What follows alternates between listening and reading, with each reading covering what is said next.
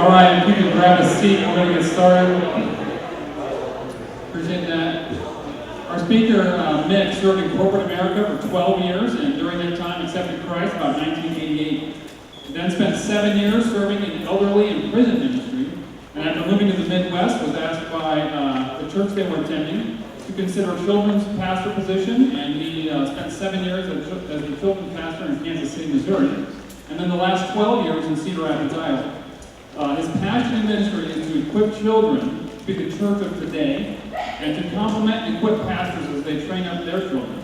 Been married to Karen for 31 years, has 4 grown children and 3 grandchildren. Please give an institute welcome to Mick Schultz.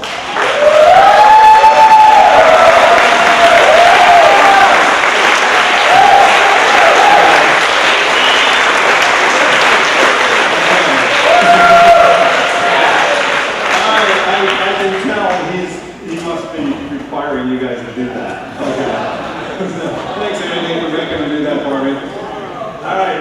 Andy said that there's slots left over for afterwards. I give you permission, if you're on one of those slots, to go ahead and remove your name after I share. So I'm not going to feel bad about that. So anyway, well, I'm honored to be here today. I actually got to become familiar with Nebraska Christian College about 2 years ago when I met Dave, and we came to an unconference for children's ministry, and we had a good time there. And I was able to share with Dave some of the things that we're doing and what we've been doing for about 20 years in children's ministry in the ministries that I've served at. So I want to share a little bit of that with you today, but I want to start with talking a little bit about my quality leadership and how I can just show you how good of a leader I am.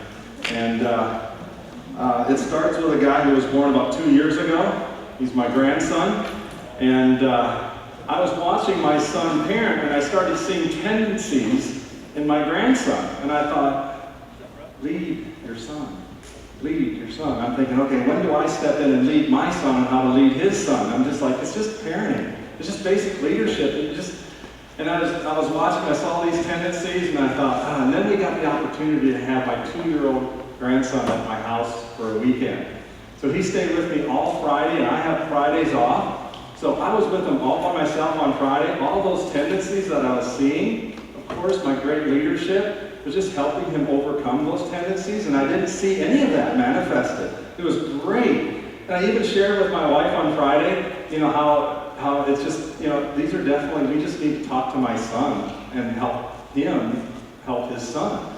So everything went great. Saturday night, he went to bed fine, no crying. It was just like, this is a great kid. Oh my goodness, just lead him where he needs to go. And when he grows old, he won't depart from the Lord. This is obvious. So Saturday morning, everything is going great. He wakes up happy. We're sitting at the counter in our kitchen, and I'm sitting, and then my grandson, and then my wife. And we were just eating breakfast together, and he's just happy as could be, and I'm thinking, honey, it's all just leadership. It's all parenting. We probably need to talk to our son. And so we poured some orange juice into my glass little cup, and my wife's glass little cup, and my grandson's plastic little sippy. And everything was going good until we closed the sippy cup, and all of a sudden, these tendencies started to come out, and this scream that about breaks your eardrums, and he's just screaming at the top of his lungs. I'm like, what is wrong with him? I'm looking at my wife, I'm like, what is going on with this kid? And she's like, I don't know. And then I figured, it's the orange juice cups. It's the cups. He wants a cup like us. Basic leadership. He felt left out, right? So we give him a little cup, and I go to pour his orange juice into a glass cup, and screams again. No, he doesn't want that tainted orange juice. He wants real orange juice out of the pitcher.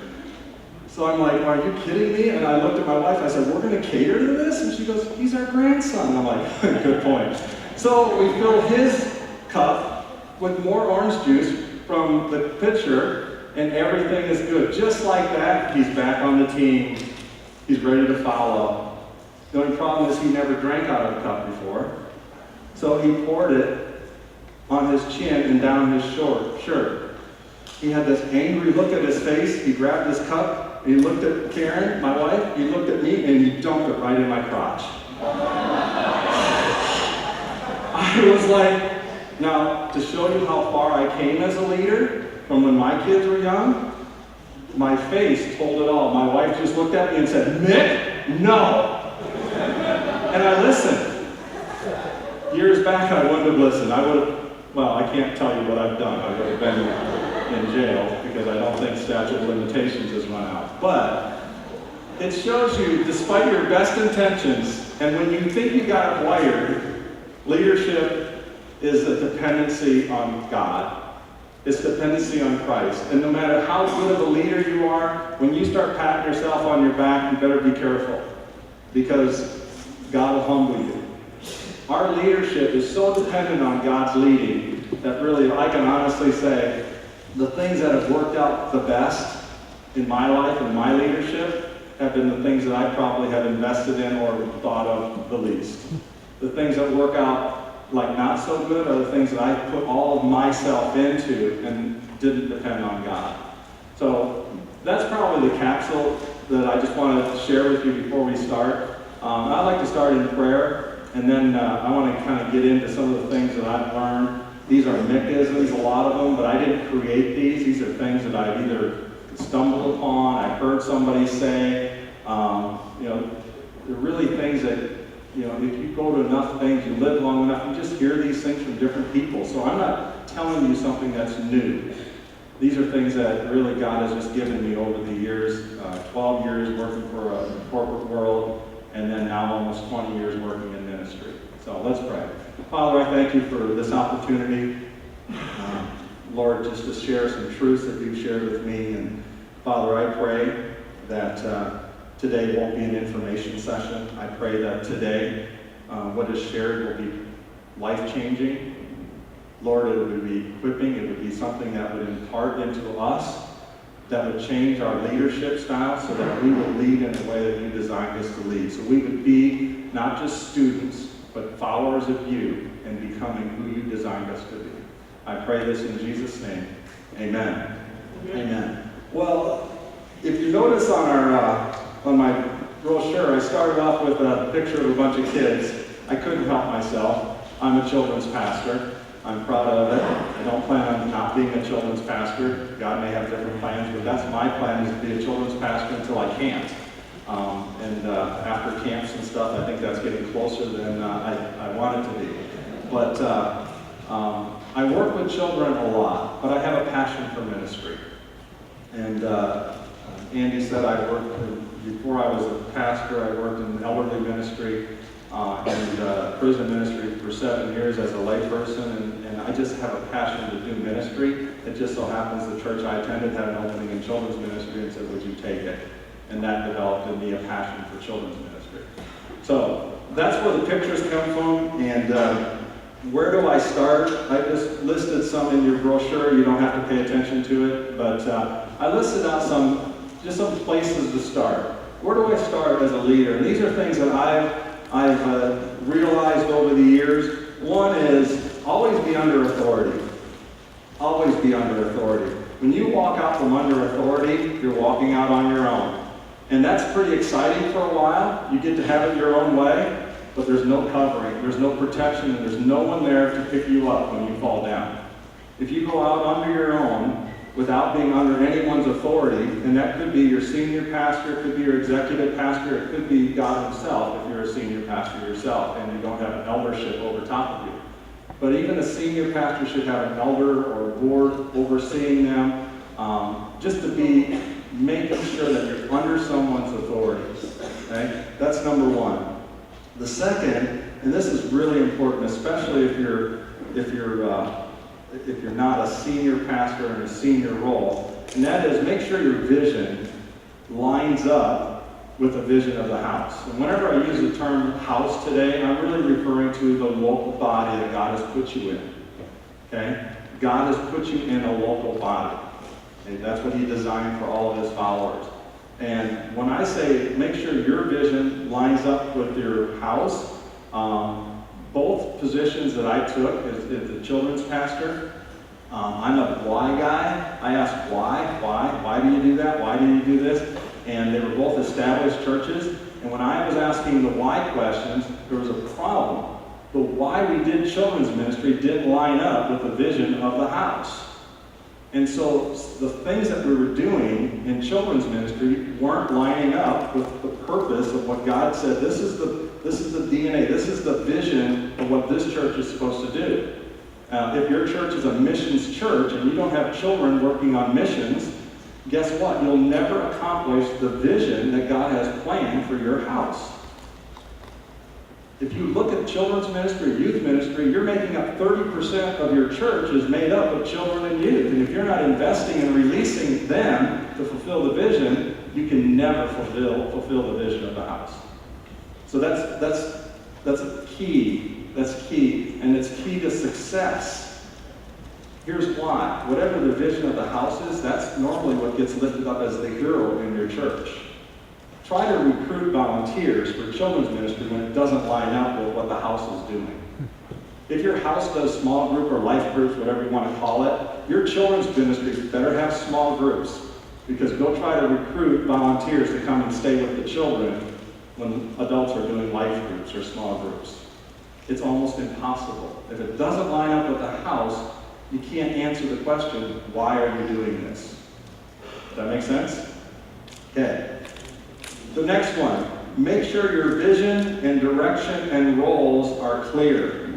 Make sure your vision, direction, and roles are clear. When I share the vision of children's ministry, I don't have to work at it at all. I just say it's the vision of the house. What's the vision of the house? Okay, whatever your vision is, that is what it is. And if the house has an unclear vision, you're kind of in trouble as a church anyway. Okay? But you should have a clear vision of the house. You also need to have clear direction. And here's what I mean by that. When I started with the most current church that I'm in Cedar Rapids, I looked at the vision of the house. And the vision basically sets the direction that you're heading. This is what we want to create. We want to create, for the glory of God, fully disciples, followers. We're a family of fully disciple followers of Christ to His glory. So if that's the case, that's the vision, but it doesn't tell you how to get there. So I need to make a clear direction of how to get there. And the way I do that is I look at the functions. This is really important. Functions, these are the functions that you need to do as a church in order to accomplish that. So the functions to be fully disciple followers is we have to have corporate worship.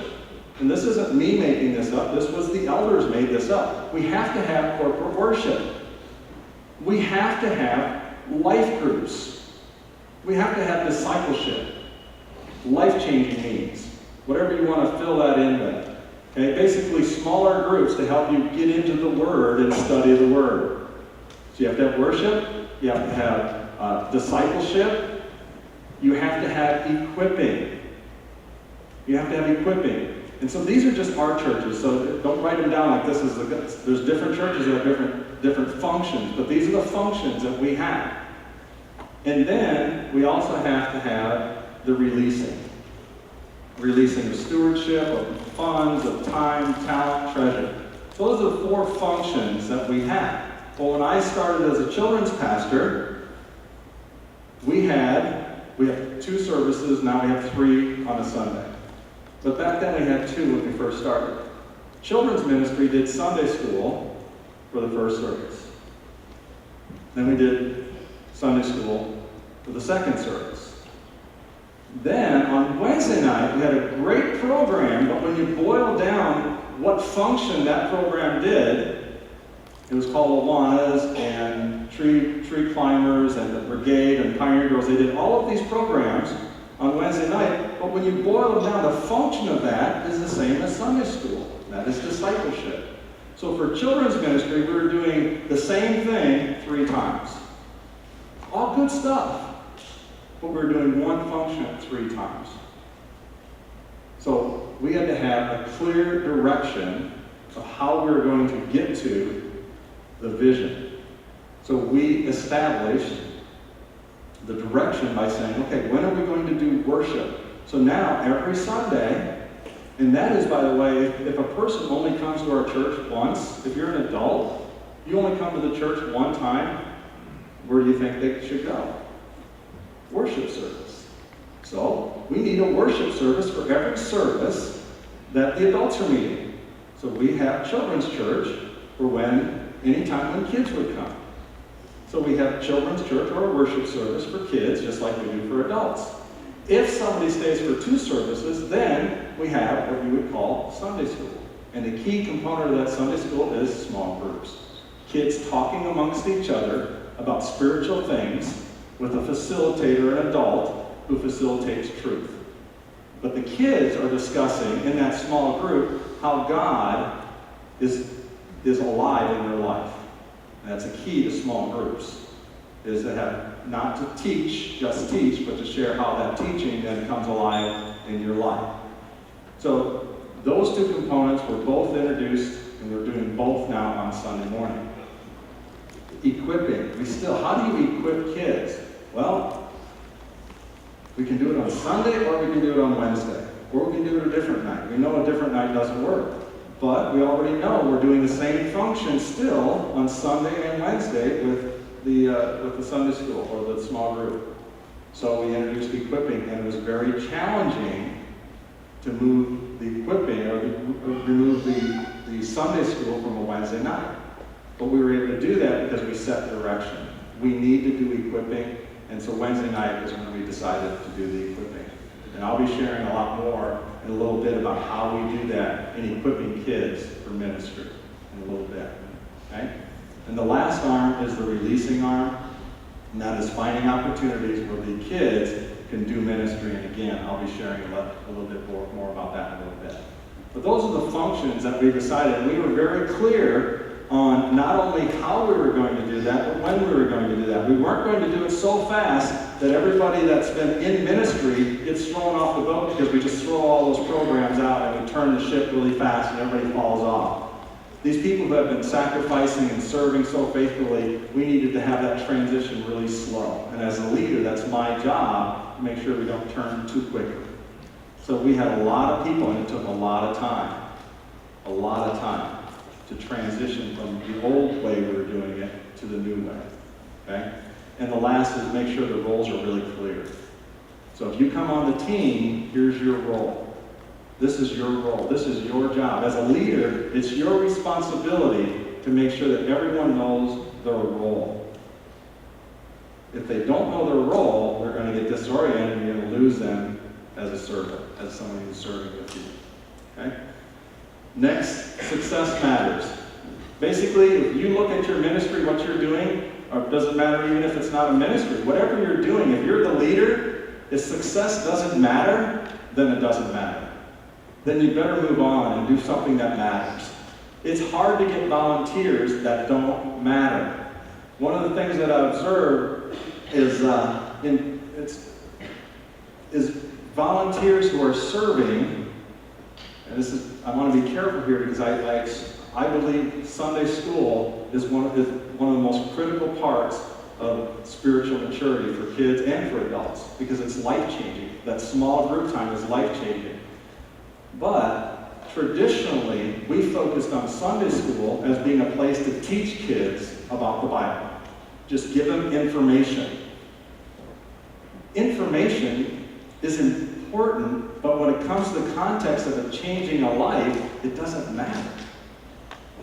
We want it to change life. So if I'm asking someone just to go dump information on kids, they're going to realize this doesn't matter. It's not changing them. An example is when I first became a children's pastor, I was teaching a class on Wednesday night, and I'm literally sitting there, and these kids, I was saved in 1988, so my brain was already damaged by my pre-Christian lifestyle. So I just can't memorize scripture like these kids. These kids they were 4th and 5th graders. They had memorized scripture since they were toddlers. These kids could recite scripture like crazy.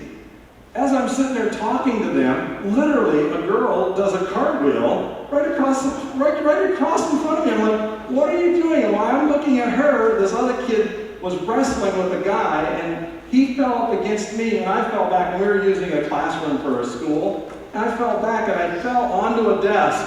I'm like, stop! I went over and I wrote R. I had them try to guess what I was writing. I was trying to be calm. I was just like, are you kidding me? And I went home and I was just like, God, why are these kids who have more Bible knowledge than I'll ever have in memorization, how can they be so poorly behaved? And he said, because knowledge puffs up. Knowledge puffs up. And so we're puffing up these kids without releasing them, without really giving the teachers a purpose. This is why this matters. Teach them that information, but let them know why it matters. Okay? Next thing. Train for things that are important. Train for things that are important. If you have people that's serving with you, train things that are important. If it's not important, don't train them. I was recently given an example. I want you to discuss this around your tables. Someone who's handicapped comes into your building. They're in a wheelchair. How do you greet them? Take some time. Just talk about your table. How do you greet someone who's in a wheelchair?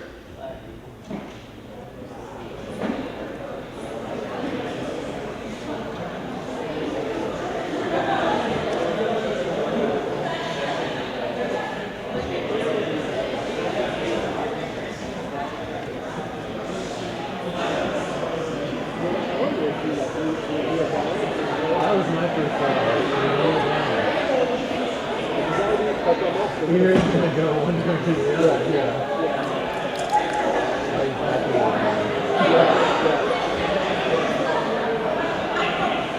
Okay, got some ideas? All right, give me. You'll have to yell it out loud. I don't need a microphone for this part, but give me some ideas. How do you greet someone who's in a wheelchair? Hi. What's that? Hi. Just say hi. Hey, how you doing? Okay, so you're the greeter in your church and they come rolling in, you say, hi. Okay, that's one way. How else? Shake your hand. Shake their hand. Shake their hand. How do you do that? Do you kneel down? Do you stand up? Do you get over top of them? Do you come up behind them? How do you do that? Stand up and just go shake their hand, standing up. Okay? What else? That's it? We only have 2 ideas? How many think you should kneel down? Okay? A couple of them said kneel down. What else? 3 different ways?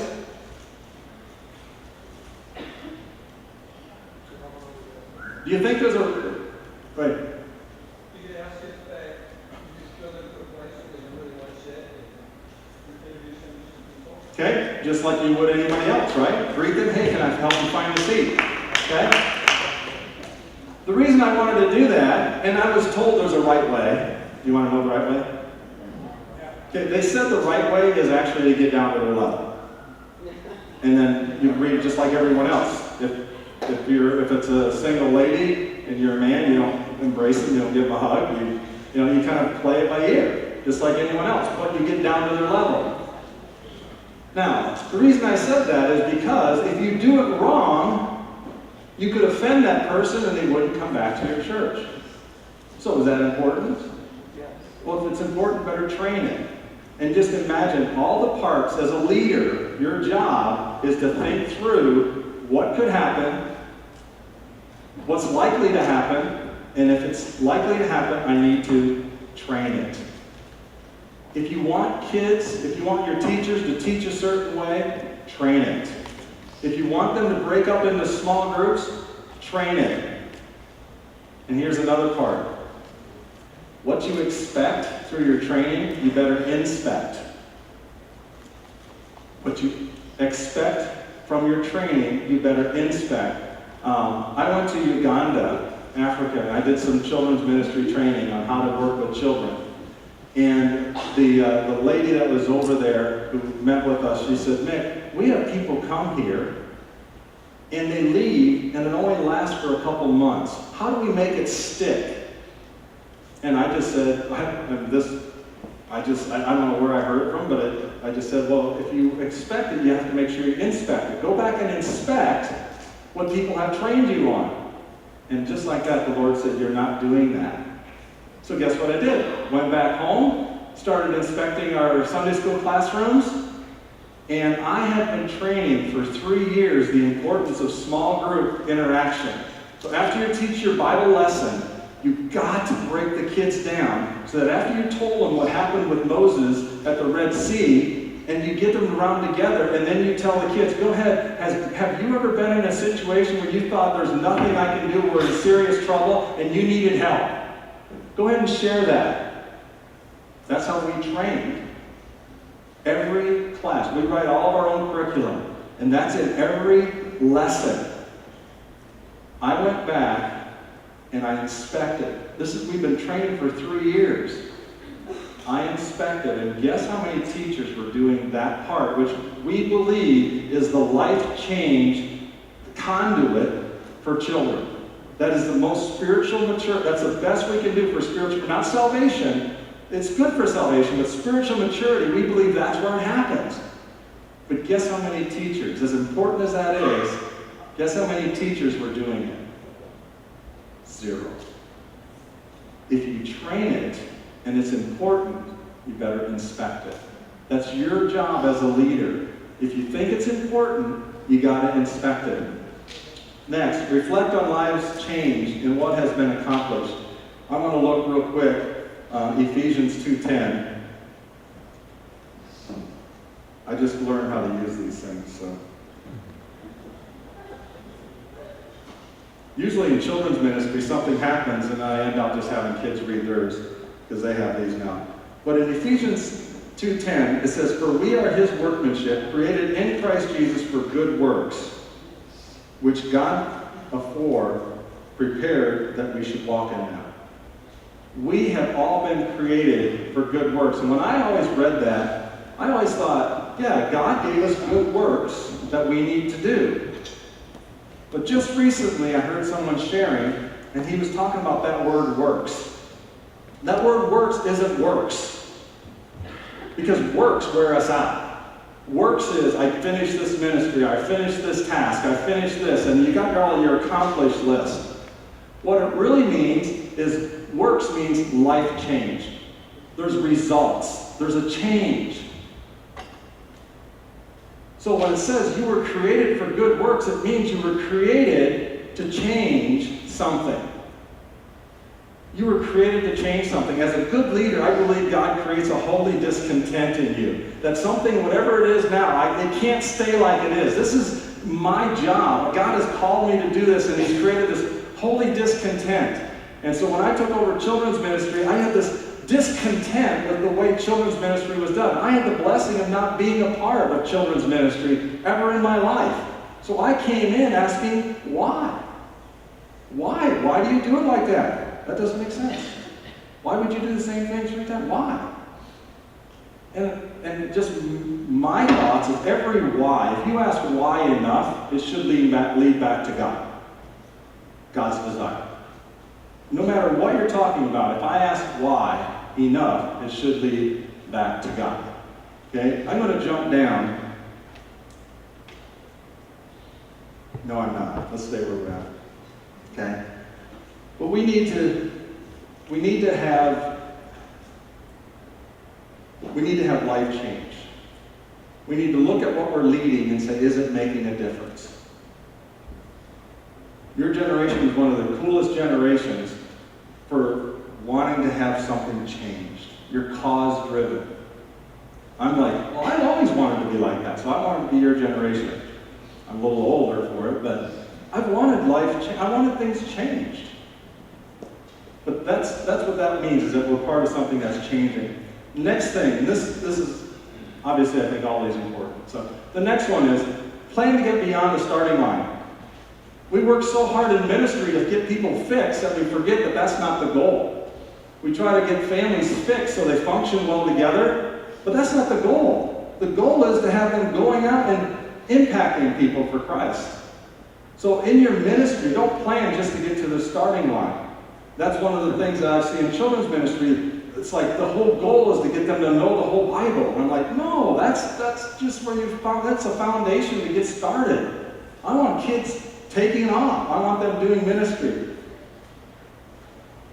Have followers. If you're a leader and there's nobody following you, guess what? You're probably not a leader. That's just a duh. But you know how many people think they're leaders and there's nobody wanting to follow them? Some of the most arrogant people, I'm like, really? There's times when I look back and I'm like, why isn't anybody doing what I asked them to do? Because I'm not leading them. A little tip. Normally when you lead well, you're leading individually. You're not leading a group. You're not saying, hey, everybody, follow me. I'm getting to know you. If you're going to follow me, I want to know you. And I want to know you. Because relationship allows you to lead. If you're leading in a mob mentality, you're not going to be a leader long. Leaders lead individually. And leaders have followers. Steward your followers. This is something that's been challenging. I had many people come to me and say, especially as we went through transitions of how we do ministry or why we do ministry, people would come to me and they were on board and they say, yes, we need to do that. We need to equip kids. We need to do these things. And then they would say, why are you letting them continue to be there? Well, because God gave me that person. God gave me that person to steward. Wherever they're at, it's my job to get them where God wants them to be. Or if they're not going to change, God wants me to qualify. Well, what are they good for? What are they here for? What does He want? How does He want me to invest in their lives? There's some people who, to be honest with you, will never give back to the ministry. But the ministry is giving to them. The ministry gives them life purpose. And they're not making a huge impact, if any impact. Some will make it harder on the ministry, but the ministry is about people, not getting things done. Lose your right to be right. This is pretty challenging,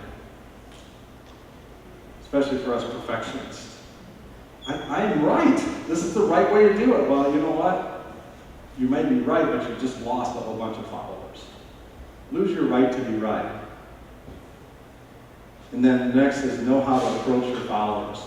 When I look out at children, when I look out at you, I look at the fact that I was 28 years old when God called me into relationship with Him.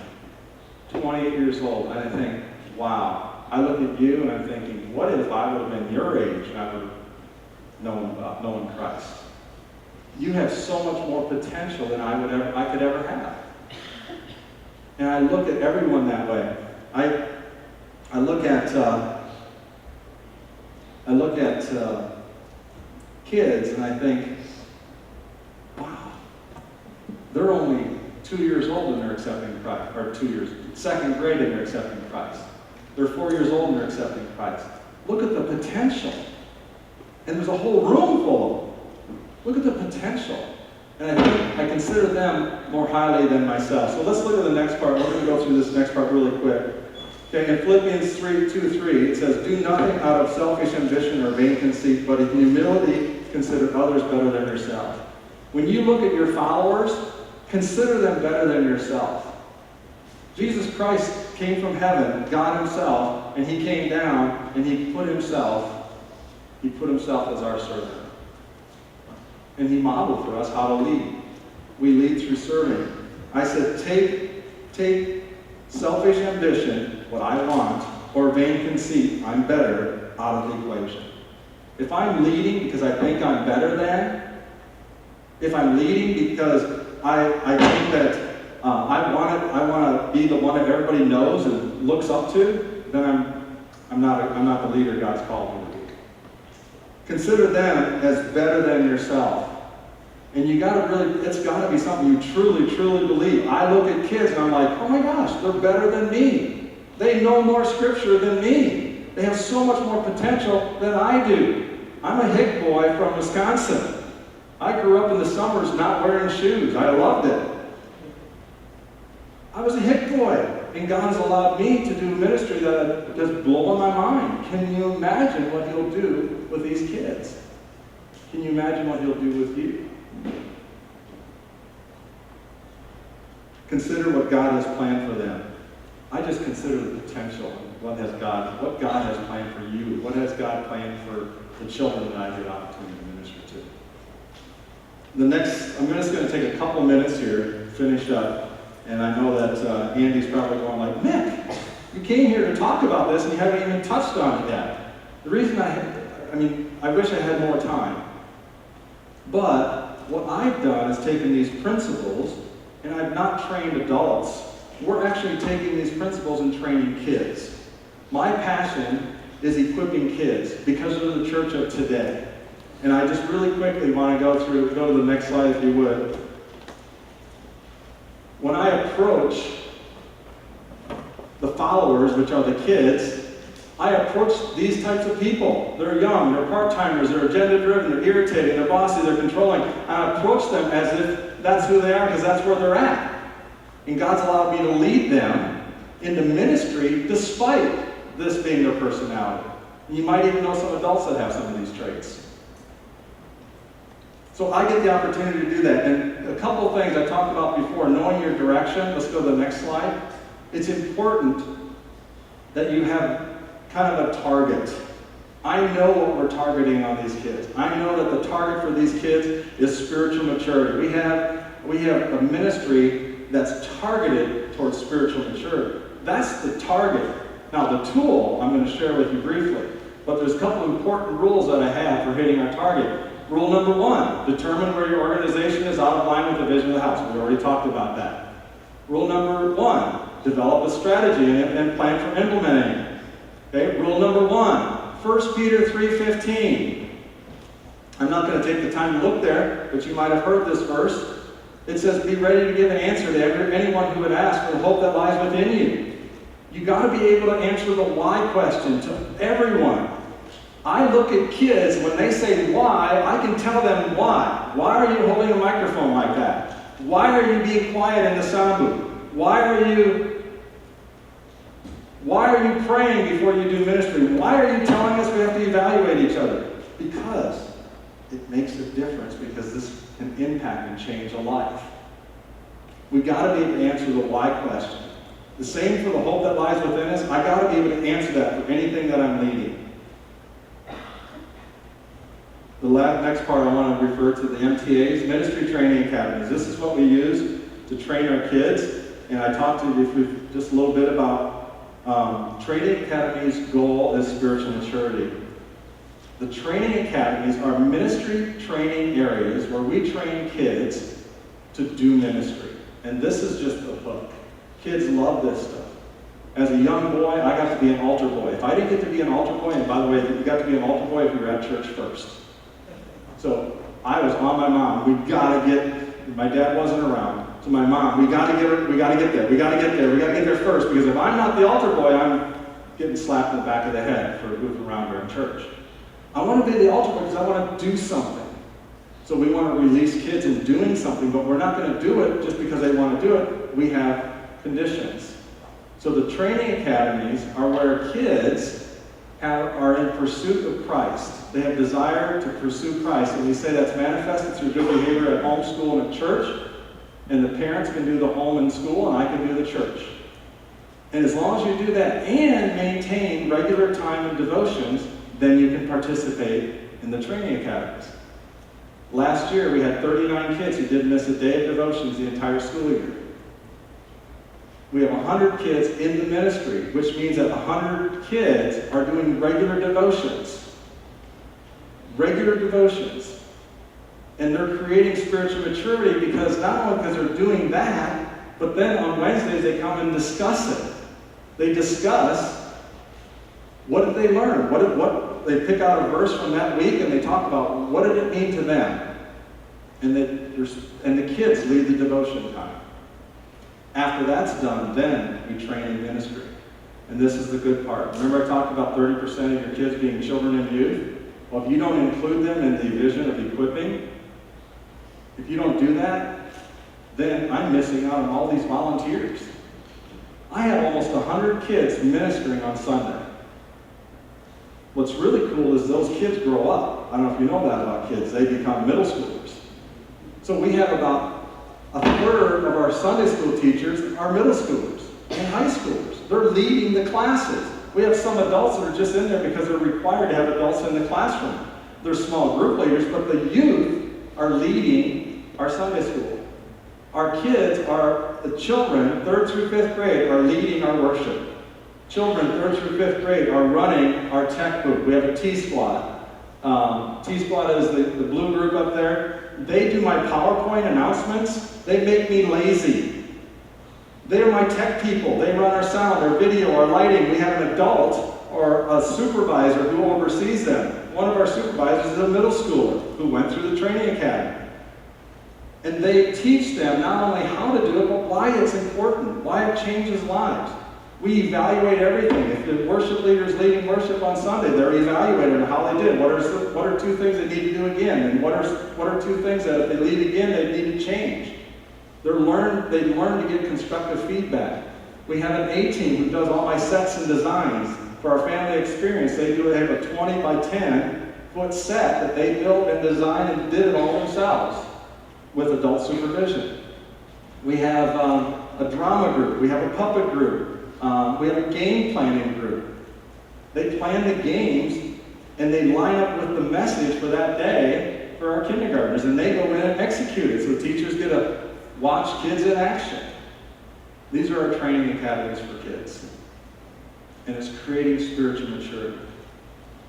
Now, one of the warnings that I have for the training academies is once you give children the opportunity to do training in ministry, and they're doing ministry, they become not only a son or a daughter of Christ, but they become a partner with him in ministry.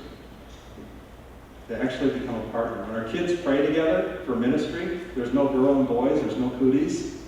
After you get done praying, then cooties come back. But they learn to do ministry together. The dangers now of that is when they go on to middle school and you don't provide opportunity for them to be released in ministry. You probably know people who have been involved in ministry, and when they step out, they kind of go wayward. Pastors who leave the ministry and then quit going to church. The dangers of equipping and training is you have to maintain it. You have to continue to allow opportunity as a leader. And we're working with our middle schooler. This year is the first year we have training academies moving up into the middle school. The benefit of this, where life changed, is our senior high and middle school pattern. Our senior high doesn't plan any of his events. The seniors, so the senior high kids who went through the training academy mostly are the ones that plan his events for him. It changes how you do ministry. So that was a really quick snapshot of our training academies. I would love to share more on those. And the last part I just want to leave us with is just make sure that whatever you're doing, you take time to reflect on the life change. If you're a leader, I want you to remember to ask your followers to reflect on what lives are going to change. If we had more time, I'd have you do that right now and think back of a life that was changed because of the ministry that you were involved with. A life that was changed because of your life. And that's what brings meaning, and presses meaning into what we do. And that's an important part of a leader, is to make sure that those who are following you keep in their forefront the idea that this matters. Lives are being changed. Thank you.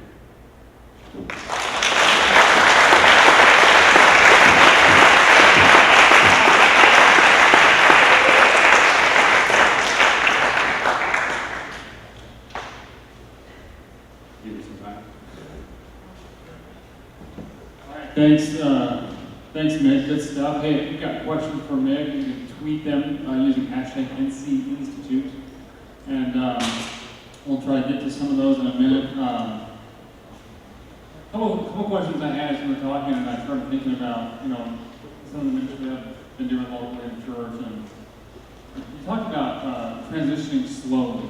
Right. Some people would say, rip the Band-Aid off, just do it fast. There are probably advantages and disadvantages to both. ways. You chose slowly. What's the negative side of that, or have you ever gone against that and done something just Yes. quickly? Talk a little bit about that. Yeah, I think one of the things that happened when I came to New Covenant is when I first came, I thought the elders, the way they had shared with me why they wanted me to come, was for the equipping side. They loved that picture, and I had done that in Missouri, and so I thought everybody was on board. So I tried to transition quickly. So in the first meeting I had, literally I had a lady go across the table at this guy. And I realized I apologize because I'm responsible for that meeting. So that's when I realized that these people have been serving for 20 plus years. I have to respect their serving.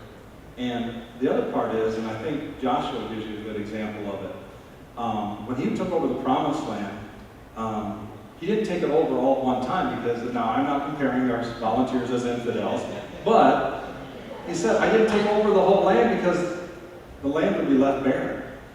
There's nothing there to take over. I don't have enough to so it's better for the infidels to be there for now than to take it all and get rid of them and then have nobody to maintain the land.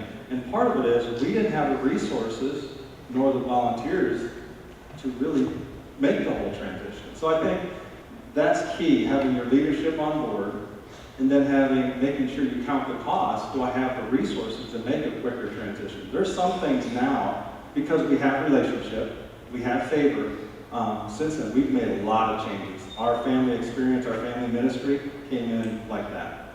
But we already had favor and we already had people, and then that took over another slot of time of things that had to be displaced. But we had trust and relationship.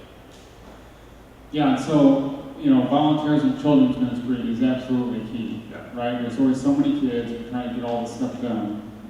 And I love your training, importance that you put on that. Have you ever had a volunteer who didn't want the training? And so, how do you handle folks who want to volunteer but don't want to go through the training? They don't want to put the time in, because I'm guessing you've had that like I have. Yeah. First of all, they don't get their grades.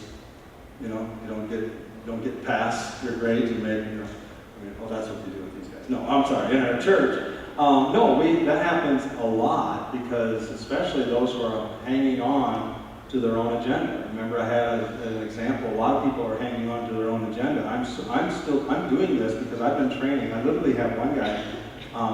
He's been teaching for 26, 27 years. Fortunately, he comes to all the training. But we have a lot of people who just do not want to come to the training. And I say, what I like to do is paint a picture. Here's the box, and this is where you have to be inside this box in order to be a part of our ministry. And you can make an executive decision, I don't want to be in that box, so you disqualify yourself. Asking them to come to a training is very fundamental, especially now with the abuse training that's required and things like that. So you have to come to training. If you don't come to training, you've disqualified yourself from ministry. What's a greater problem is those who come to training but then refuse to do anything different. So those are the ones that, to be honest with you, that's that ground that you don't ship them out unless there's somebody to bring it. And that's a delicate balance because a lot of these people have given a lot of years towards ministry or serving. And we keep recasting the vision, and that's one of the things we just keep sharing the vision over and over. And it's, like Paul says, you hope that you get some just by jealousy. I mean, there's volunteers who are seeing life change.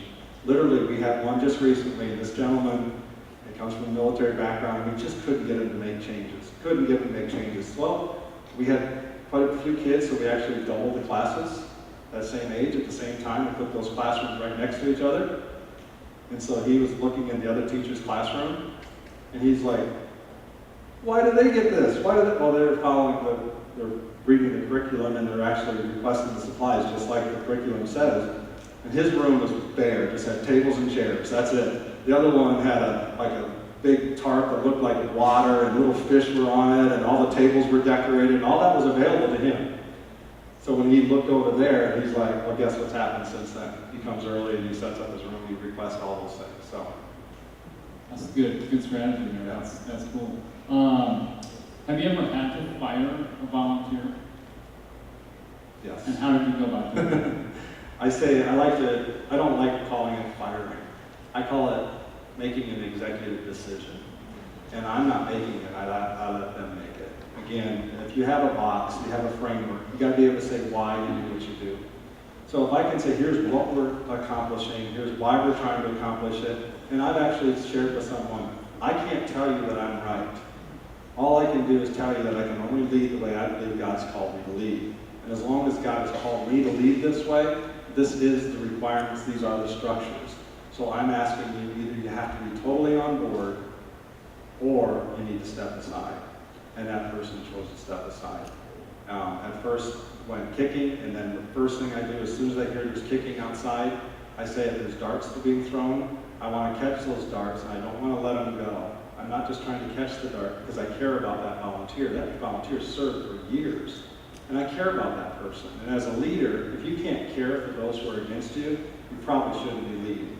So I want to catch that dart, and I want to go to her. This is specifically I'm thinking is the lady, and I went to her and her husband, and I said, can we talk? And I know we don't see eye to eye. There's probably 50 ways to do children's ministry. Here's the way I've chosen. Okay, I need you with me. Not in doing the ministry and how to do it. She still doesn't agree, but I need you with me in the sense that our church is one ministry, and we need you as part of our church family. So. They received that well then? Pretty well? Somewhat well? Yeah. So, yeah. And you're never, if you're pleasing everyone, you're probably not leading the way God wants you to lead. And my goal isn't to please everyone, but I do care. My responsibility is to care. Yeah. Let's talk parents for a minute. Yes. You've got all these students and you're trying to teach them stuff, all your children. You got middle school students, trying to train them up. Academies. Where have you seen any parent pushback? Have you ever seen? How do you handle pushback from parents or anyone else when they're trying to do something you think God's asked you to do? Right. Well, first of all, our philosophy of ministry is we're not there to partner. A lot of churches say we're here to partner with the parents. Well, partner implies equal ownership and equal decision making, and we don't have that. So the reason that's important is because then my volunteers can give parenting advice. So my term I use is complement. We're here to complement the parents, and so the ministries that we do are there to complement what's difficult for the parents to do at home. So a big one, we come from, our church is a Bible church, so Bible memorization was a big deal. Children's ministry was responsible for children memorizing the Bible. So when we said we're not doing that anymore, that was a little pushback. Actually, there's a lot of pushback. So that was one, I have to be able to answer the why question. Why are we doing this? Because we only get 40 hours all year with your child. You get over 3,000 waking hours with your children, not counting school. If I use 20 minutes every week to focus on Bible memory, or I call it Bible recital, if I focus on that, then I'm not doing the other things that are difficult for you to do at home, like corporate worship, small group discussion, equipping your children for ministry.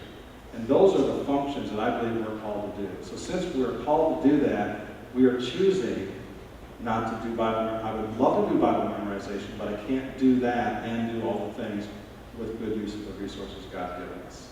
So. Yeah, it's a very strategic approach. You're saying these are the things that we can get done that you can't do at home. Right. Talk a little bit about how you would then measure whether you're reaching your strategy, whether your strategy is actually being implemented or not. How do we measure results in church world? You don't measure it necessarily by the feet, because when we first made transitions on Wednesday night, we lost a lot of the families not participating in the children's ministry on Wednesday night. This other church down the road was really blessed because they almost doubled the size of their Wednesday night programming. So that was really good. But the way we measure is we first measure just by the children who are involved in our ministry. When we look at equipping, so how are we measuring that? When we see over 100 kids involved in the equipping ministry, we realize, okay, parents have made a transition and they're coming back for that. That they are involved and they believe in that. When we see the life change, one of the things that, since we've done a small group the last 2 years, we've actually effectively implemented the small group. The number of salvations that are coming out of that. We can't say that's it, because who really knows? But the dramatic increase in upper elementary salvation, the only thing we're doing different is the small groups.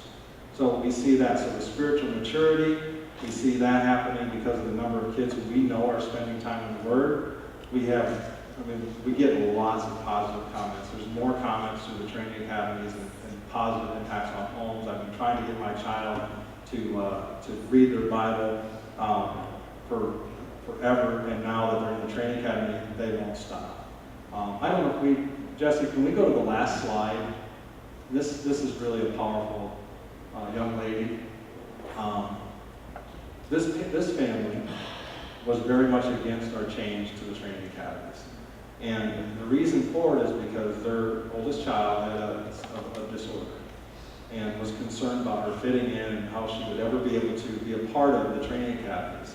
Last year she graduated, and the fifth graders all came up on stage, and if they finished all their devos, and then all fifth graders who were junior leaders got to share a little bit, and we actually chose one person from each of the academies. And the person that was taken out of our Turn It Up, which is our worship team, was this girl right here. And she started her sharing off with this. She stood up in front of everyone and said, "I'm different." She was referencing her disorder. And then she went on to tell us how this has changed her life, that she got the opportunity to do ministry, where she wasn't judged for who she was. And her sharing was so powerful, you couldn't help but see the changed life.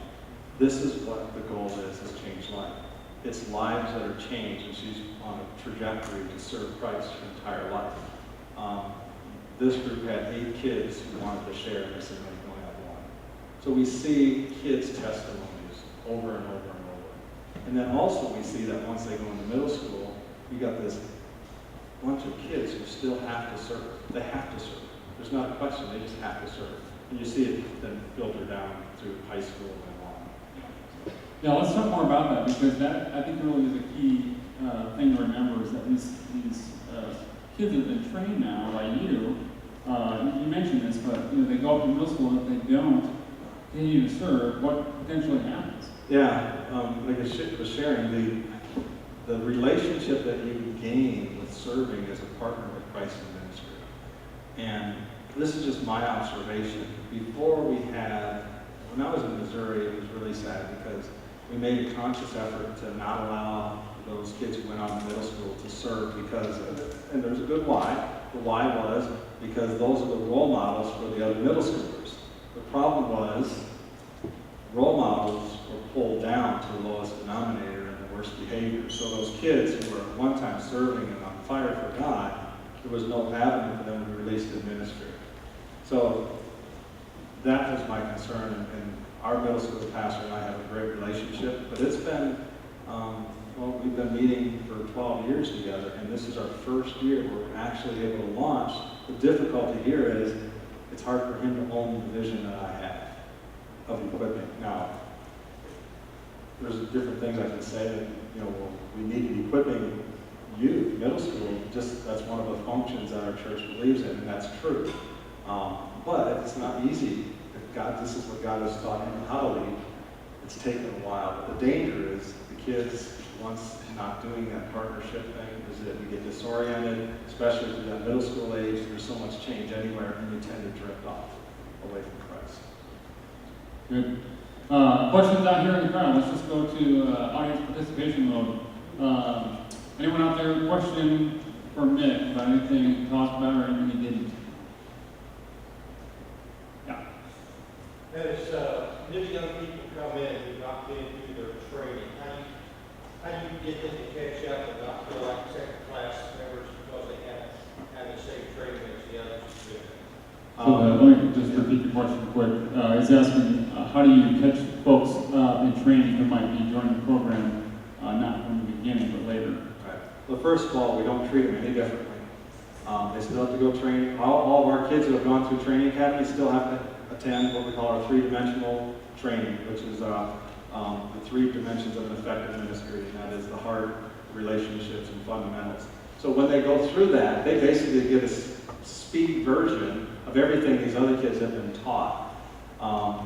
But they're normally not as qualified to be in a leadership role. They haven't demonstrated, we haven't seen them in leadership. So we won't give them a teaching position until we've seen them model that they're capable of handling the word and teaching the kids. So normally they'll come in as an assistant. So it's like any of our applications, the applications don't disqualify people, they qualify you. And so for these younger middle schoolers or high schoolers who haven't been through the training academies, by not being through the academies, we haven't had an opportunity to observe them. So the application process really qualifies them for a more of an assistant role, and they're still asked, and they're still trained to lead small groups if it's in our Sunday school. They may be, well, for instance, one of the boys that was very technically savvy, and he did go through T-SWAT, he was very capable of being a junior leader, basically overseeing one of the tech labs. So we set him with another adult for about 2 months, and when we felt like he was a good role model, then we plugged him in, and now he does that on his own. Does that answer the question? Anybody else? Question?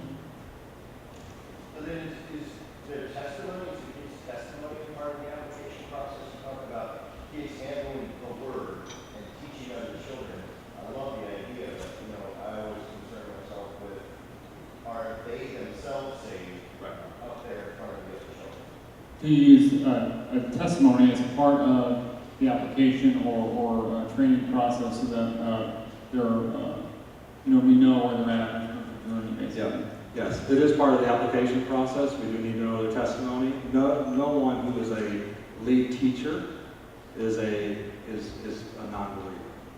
So that is still an important part of the equation. As an assistant, we'll have a youth or adult. To me, again, it's all one ministry. Even the adults, if you're a non-believer, and we see that in your application process, it doesn't disqualify you from being an assistant because we're giving you all the questions.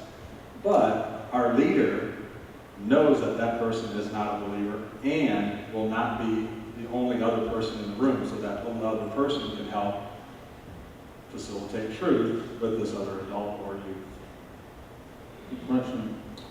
Anybody else? Last call on questions here. Okay, before we wrap up, if you could give us, or like tell them what they need to be doing in order to be best prepared, right, for ministry in say, 5 years from now. What are some things they just have to do in order to be doing really well in ministry? I'd probably say, I would give you an example. When I was in high school, I was a freshman, and myself and this other kid named Runt, kind of gives you an idea how big we were. So Runt and I were the only kids that we didn't have enough uniforms for our baseball team. And the coach said, here's an old box of old uniforms. So our team's uniforms were maroon and gold and white. They were really sharp. And this box had like green pinstripe. And so Runt and I decided, hey, well, let's look like a couple of clowns. So we dressed up in the green pinstripe, the old puffy pants and all that stuff. So we went out there. And in a sense, I use that example as I was ready to play. I looked like a goofball, but I was ready to play. Well, it just so happens that the seniors and the players that were starters normally, they were kind of goofing around during batting practice and whatever. And so when I took my batting practice, I had some good hits, and the coach started me. I was equipped and ready to play. I never expected to play, but I was equipped and ready. And what's kind of neat is I never saw the bench my entire high school career. If I wasn't equipped and ready to play, I would have never had that opportunity. So if there's one thing I could share, it'd be take your equipping serious. Not just the learning, but the equipping. God is giving you opportunities with each other. He's giving you opportunities in your church. And He's giving you opportunities not just to learn information, but He's giving you opportunities for life change. That you can reflect on and say, this is my holy discontent. I gotta impact. I gotta be a part of. And I really would say, use this training opportunity to help yourself be equipped. And that's something I think is so important. So often we get a calling to be in missions, but we assume we got to go now. And calling to be in ministry, but we assume we go now. Calling just means that that's where God's going to direct you. But there's an equipping time frame that He may have planned for you. Very good. That's a good place to end. Let's thank Mick for being here today.